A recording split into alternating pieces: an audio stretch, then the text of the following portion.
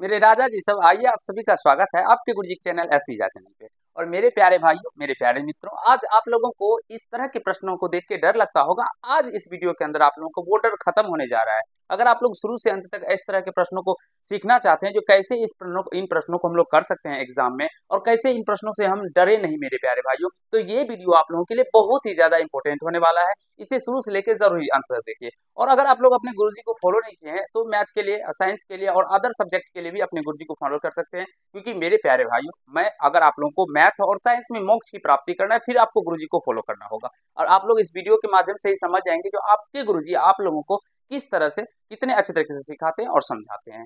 कोई दिक्कत? चलिए, यहाँ से सबसे पहले हम लोग प्रश्नों को पढ़ेंगे और लाइन बाय लाइन प्रश्नों को पढ़ेंगे। आप सभी को होता क्या है, जो आप सभी को पहले प्रश्न पढ़ना ही नहीं आता है। प्रश्न पढ़ने बोलेंगे सर हमें तो हिंदी आता है पढ़ना, लेकिन हिंदी पढ़ना अलग बात है मेरे प्यारे भाइयों, मेरे प्यारे दोस्तों। ये मैथ है और मैथ में प्रश्नों को समझना होता है, वहां तो पढ़ना नहीं होता है। तो आप लोग क्या करते हैं, प्रश्नों को पढ़ते हैं, समझते नहीं है। लेकिन अगर आप लोग अपने गुरुजी के साथ पढ़ते हैं तो विश्वास मानिए मैं आपको समझना सिखाऊंगा। क्या कहा गया देखिए, कहा गया प्रश्न के अंदर, ये क्वेश्चन नंबर 6 है। आप सभी जानते हैं मैं आप लोगों को डॉक्टर के सेशन क्लास 10th मैथ का सोल्यूशन करवा रहा हूँ, जिसमें हम लोग बहुत सारे चैप्टरों को सॉल्व कर चुके हैं। चैप्टर 1, चैप्टर 2, चैप्टर 3 को सॉल्व कर रहे हैं और चैप्टर 3 में भी 3.4 को कर रहे हैं, जिसमें मेरे प्यारे भाइयों हम लोगों ने विलोपन विधि, ग्राफिय विधि और प्रतिस्थापन विधि को बेहतरीन कंसेप्ट के साथ सीख चुके हैं। और इन प्रश्नों के अंदर हम लोग सीखने जा रहे हैं वज्र गुणन विधि को, जो इन प्रश्नों को कैसे हम लोग मेरे प्यारे दोस्तों क्रॉस गुणन विधि की सहायता से हम लोग इसको बना सकते हैं और अच्छे तरीके से अपने एग्जाम में नंबर ला सकते हैं। इसे मैं आज सिखाऊंगा आप लोगों को। चलिए, सबसे पहले यदि 2 पेंसिल और 3 रबर, कितने पेंसिल है, 2 पेंसिल और 3 रबर है मेरे मित्रों, का मूल्य कितना है, 9 रुपये। देखिए कितना सस्ता है। अगर इतना सस्ता हमें भी मिलता तो मेरे प्यारे दोस्तों मैं भी बहुत सारा कलम खरीद के और बिजनेस कर लेता। 2 पेंसिल और 3 रबर का मूल्य कितना है, तो 9 रुपया है, ठीक है। और 4 पेंसिल 6 रबर का मूल्य कितना है, 18 रुपया। मित्रों अच्छे से पढ़िएगा, 2 पेंसिल और 3 रबर। अब आपको पता है जो एक पेंसिल का मूल्य कितना है या एक रबर का मूल्य कितना है, नहीं ना पता है? तो अभी मैं आपको बताऊंगा। जब कभी भी मेरे प्यारे दोस्तों इस तरह का प्रश्न देखने को मिले, तो वहां पे आपको सबसे पहले फाइंड आउट करना होगा जो 1 पेंसिल और 1 रबर का जो मूल्य होगा वो कितना आएगा और नहीं आएगा। तो ये तो अगर आपके प्रश्न के अंदर दिया नहीं रहे तो मान लेंगे, हम लोग मैथ के टीचर हैं, हम लोग मैथ के स्टूडेंट हैं मेरे प्यारे भाइयों, तो हम लोग मानने तो हर एक प्रश्न में मानते हैं, तो इसलिए हम लोग इस प्रश्न को मानेंगे। देखिए फिर से एक बार पढ़ते हैं। यदि 2 पेंसिल और 3 रबर का मूल्य 9 रुपया है और 4 पेंसिल 6 रबर का मूल्य कितना है, 18 रुपया है, तो प्रत्येक पेंसिल और प्रत्येक रबर का मूल्य, आप सभी को प्रत्येक पेंसिल और प्रत्येक रबर से समझ नहीं आता होगा। प्रत्येक का मतलब प्यारे भाइयों एक, यानी एक पेंसिल और एक रबर का मूल्य ज्ञात करना है। चलिए प्रश्न की ओर चलते हैं। प्रश्न की दुनिया में सबसे पहले कैसे बनाना है वो देखिए। देखिए हल करते हैं। यहाँ से हम लोग मानेंगे,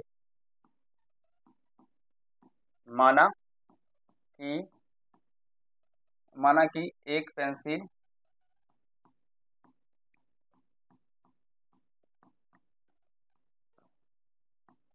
का मूल्य, एक पेंसिल का मूल्य x रुपया तथा,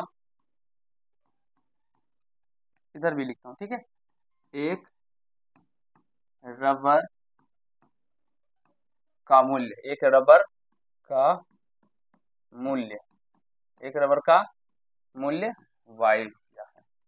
मित्रों ये हमने मान लिया एक पेंसिल का मूल्य x रुपया और एक रबर का मूल्य y रुपया है। एक बार अगर हम लोग इक्वेशन बना लेंगे तो फिर हम उसे आसानी से सॉल्व कर लेंगे। बहुत सारे बच्चे करते क्या है मेरे प्यारे दोस्तों, अगर ये प्रश्न आपके एग्जाम में आएंगे तो वहां पे आपको ये नहीं दर्शाना है जो वज्रगुणन विधि से ही बनाएंगे, हम प्रतिस्थापन विधि से ही बनाएंगे, विलोपन से ही बनाएंगे, जिससे आएगा मार के सरिया देंगे मेरे प्यारे भाइयों। जो विधि आपको दिमाग में आएगा वहां पे उसको मार के उस विधि से सरिया देना है, क्योंकि वहां पे ऊपर में लिखा नहीं रहता है जो आपको वज्रगुणन से बनाना है या विलोपन से बनाना है। लेकिन बोलेंगे सर इसमें प्रश्न में के अंदर भी तो नहीं लिखा हुआ है। मित्रों अगर हम लोग अभी 3.4 को सॉल्व कर रहे हैं तो जिसमें हम लोग सारे प्रश्नों को वज्रगुणन विधि से सॉल्व किए हैं, तो इन प्रश्नों को भी हमें वज्रगुणन विधि से ही सॉल्व करना होगा, ठीक है। चलिए माना कि एक पेंसिल का मूल्य x तथा एक रबर का मूल्य y रुपया है। तो प्रश्न के अकॉर्डिंग बात करते हैं प्रश्न से। अब प्रश्न से क्या, प्रश्न से मेरे प्यारे दोस्त प्रश्न में कहा गया है 2 पेंसिल, तो एक पेंसिल का मूल्य x रुपया, तो 2 पेंसिल का क्या होगा मित्रों, 2x प्लस 3 रबर, तो एक रबर का मूल्य y रुपया, तो 3 रबर का मूल्य 3y। अब इन्हीं दोनों को जोड़ने पर ना हमारा जो वो 9 है वो 9 निकल के आया है। मित्रों अच्छे से समझने का प्रयास कीजिएगा, क्योंकि मैं बहुत ही ज़्यादा आप लोगों के लिए मेहनत करता हूँ, क्योंकि आप हर एक कंसेप्ट को सीख पाए और आपको भी सीखने का मौका मिले। क्योंकि मैथ को जितने हमारे प्यारे भाइयों बहन टीचर सब है, गुरुजन सब है, वो बहुत ही ज़्यादा आप लोगों के लिए भारी बनाते हैं, लेकिन मैं आप लोगों को इतने बेहतरीन कंसेप्ट के साथ सिखाने और समझाने का प्रयास करता हूँ, जो मेरे छोटे से छोटे भाई दूध पीता हुआ बच्चा को अगर आप लोग भी इस बोर्ड के सामने, इस वीडियो के सामने बैठा दीजिए, तो उनको भी समझ में आना चाहिए। इस तरह से मैथ्स को सीखना है। मैथ मेरे प्यारे दोस्तों जैसे हलवा खाते हैं ना, या बच्चे मैगी बना के खाते हैं, उस तरह से ये आसान है।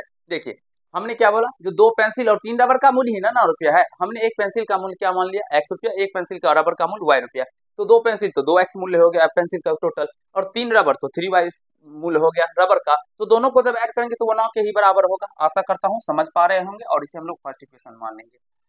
उसी प्रकार मित्रों यहां से बात करेंगे तो 4 पेंसिल तो 4x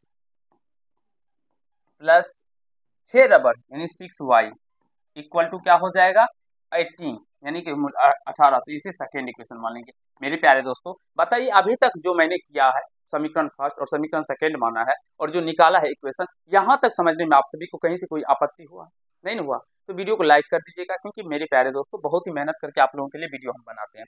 अब यहाँ से मेरे प्यारे दोस्तों हम लोग A1 B1 C1 A2 B2 C2 ज्ञात करेंगे, क्योंकि आप सभी जानते हैं जो हम आप लोगों को अभी दो चर वाले रैखिक समीकरण के युग्म को पढ़ा रहे हैं, और उसमें भी हम आपको बजगुण विधि से सिखा रहे हैं। तो बजगुण विधि का फॉर्मूला आप सभी जानते हैं, x बटे B1 C2 minus B2 C1 equal to y बटे C1 A2 minus C2 A1 equal to 1 बटे A1 B2 minus A2 B1 का फॉर्मूला। तो हमें कहने का तात्पर्य मित्रों जो A1 B1 C1 A2 B2 C2 ये 6 जो है इन सारे का हमें यूज आएगा, तो इसलिए हमें ये 6 निकालने होंगे। तो हम कैसे निकालेंगे आप सभी को बेहतरीन तरीके से बताया भी जा चुका है।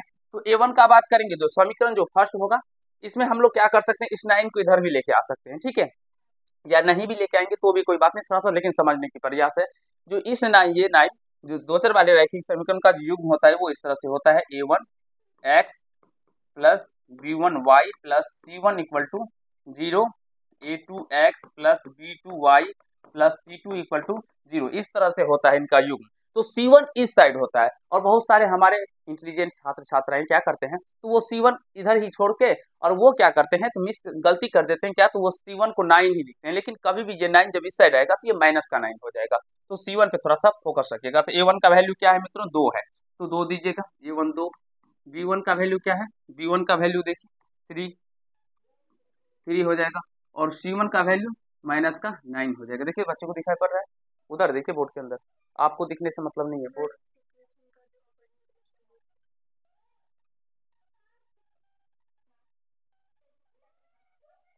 A1/2 एक में से इसका क्या आंसर देख लीजिए।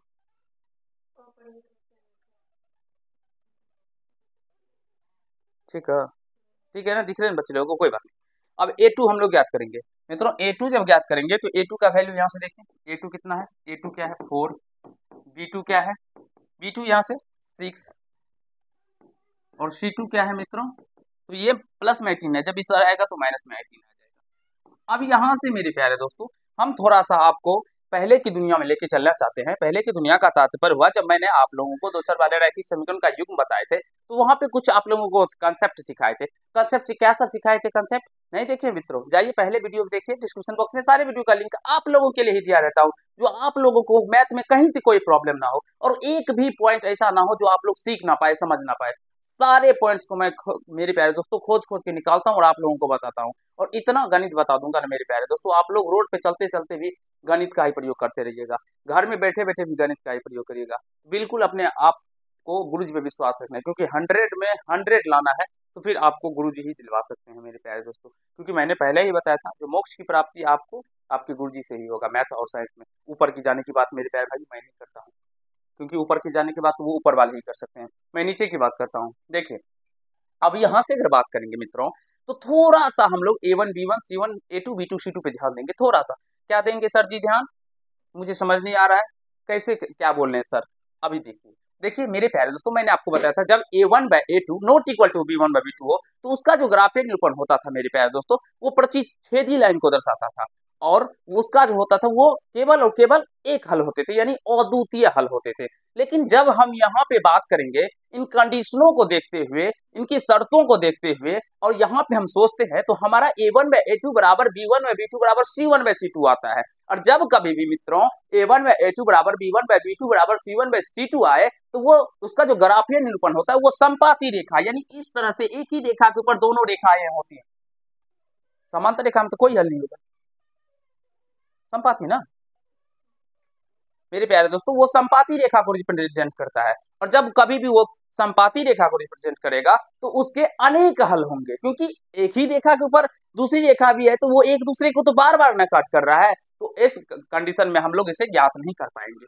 तो यहाँ से अब हम क्या करेंगे, तो सर क्या करेंगे, इसको यहीं पे छोड़ेंगे? नहीं मित्रों, आगे भी करेंगे, थोड़ा सा इसको मूव करेंगे जिससे आपको समझ में आए। थोड़ा सा करते हैं, देखिएगा दोनों, थोड़ा सा देखिए, मेरे में बड़ा नहीं हो रहा है, आप में कैसे बड़ा होता है, रहने दीजिए। चलिए अब देखिए मित्रों, यहाँ से a1/a2 निकालिए, a1/a2 2/4, तो कैंसिल काट कर दीजिएगा, 2 जा 2 2 जा 4, यानी 1/2 निकल के आ गया। a1/a2 1/2 निकल के आया। फिर b1/b2 निकालेंगे, b1/b2 तो 3/6, तो 3 1 जा 3 3 2 जा 6, तो 1/2। क्या हुआ, कोई प्रॉब्लम, एनी डाउट्स? तो please ask me your question.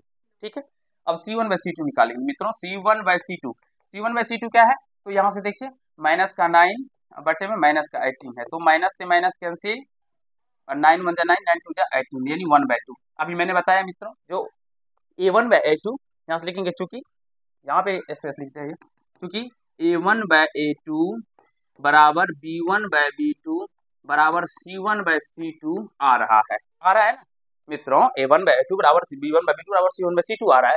तो जब कभी भी a1/a2 बराबर b1/b2 आ रहा है और c1/c2 आ रहा है, तो उसका मैंने अभी आप लोगों को बताया था, जिसका ग्राफीय निरूपण क्या होगा, समपाती रेखा को रिप्रेजेंट करेगा और उसके अनेक हल होंगे। तो यहाँ से लिखेंगे, फिर नीचे में लिखेगा, मुझे स्पेस नहीं है नीचे में, स्पेस थोड़ा ऊपर करना पड़ेगा, लेकिन यहाँ पे स्पेस है तो यहाँ पे लिखता हूँ, लिखेंगे अतः दिए गए रैखिक समीकरण युग्म का अपरिमित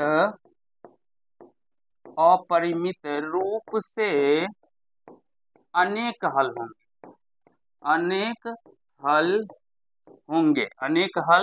होंगे या अनगिनत हल होंगे। क्या मेरे प्यारे दोस्तों, आपको ये प्रश्न समझने में तकलीफ हुआ या कहीं से कोई दिक्कत हुआ तो आप कमेंट कीजिएगा मेरे प्यारे दोस्तों, मैं पढ़ाना छोड़ दूंगा।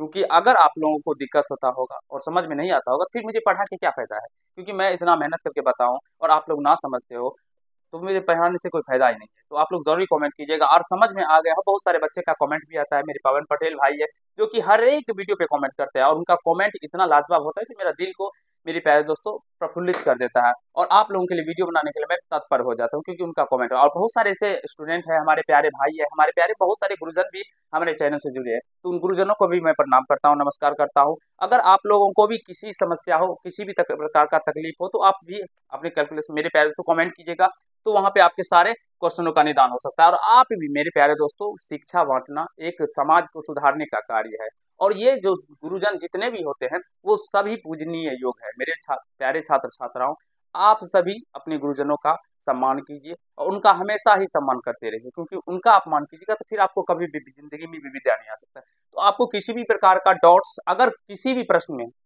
किसी चैप्टर से रिलेटेड हो, केवल 9th और 10th का मैं बात नहीं करता हूँ, मैथ के अंदर कोई भी प्रश्न हो मेरे प्यारे दोस्तों, वो ऊपर के क्लास का हो, एसएससी का हो, रेलवे का हो, बैंकिंग का हो, यूपीएससी का भी मैथ का हो, सीडीएस का हो, एनडीए का मैथ का हो, किसी प्रकार का भी एग्जाम का हो, तो आप हमें फॉलो कर सकते हैं, SP Jha underscore SP Jha, मेरे प्यारे दोस्तों, एसपी झा _5, ये हमारा इंस्टा आईडी है मेरे प्यारे दोस्तों। इस पे फॉलो करके आप लोग मैसेज के द्वारा अपना क्वेश्चन को हमें सेंड कर सकते हैं, और मैं आप लोगों को फिर यूट्यूब पे आके उस प्रश्नों का वीडियो बना के आपको बेहतरीन तरीके से सिखाने का प्रयास करूंगा। तो आप लोग मुझे फॉलो कर सकते हैं एसपी झा मैथ चैनल पे, वहां पे मैं आपको ट्रिक भी समझाता हूँ। तो चलिए हम लोग नेक्स्ट कंसेप्ट मेरे प्यारे दोस्तों इसे बताते हैं। आज के पार्ट में लोग इतना ही करना चाहते हैं, क्योंकि एक ही पार्ट के अंदर एक ही प्रश्नों को समझेंगे तो ही अच्छा रहेगा। चलिए इसे थोड़ा सा मैं मूव करके छोटा कर देता हूँ।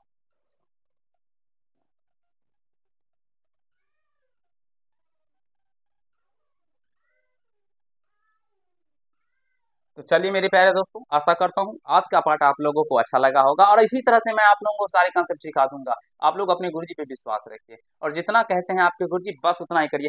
आप लोगों को एक जानकारी देना चाहता हूँ मेरे प्यारे दोस्तों, आप लोगों के लिए एक नया बैच स्टार्ट होने जा रहा है। उस बैच का नाम अभी मैं नहीं अनाउंस करूंगा, वो क्योंकि आप लोगों के लिए सरप्राइज है। और बहुत ही जल्द जो 1 मार्च से स्टार्ट होने वाला था, उसे मैंने कुछ ऐसे तरीके से स्टार्ट करने जा रहा हूँ जो आपको सुन के मेरे प्यारे दोस्तों आपका दिल गदगद हो जाएगा और आप प्रफुल्लित हो जाएंगे बिल्कुल ही आसानी से।